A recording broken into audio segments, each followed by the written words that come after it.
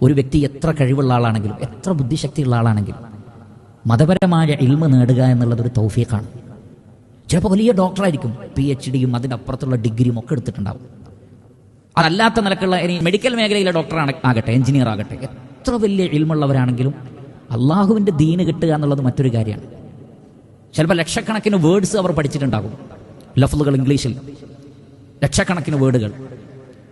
പക്ഷേ ഖുർആൻ എന്ന ഒരായത്ത് പോലും ഹിഫ്ളാക്കാനുള്ള തൗഫീഖില്ലാതെ പോയാൽ, ഒരുപാട് മെഡിക്കൽ ടേംസുകൾ, ഒരുപാട് ടെക്നിക്കൽ വേർഡ്സുകൾ ഒക്കെ അറിയുന്ന വലിയ വലിയ ബുദ്ധിജീവികളുണ്ട്.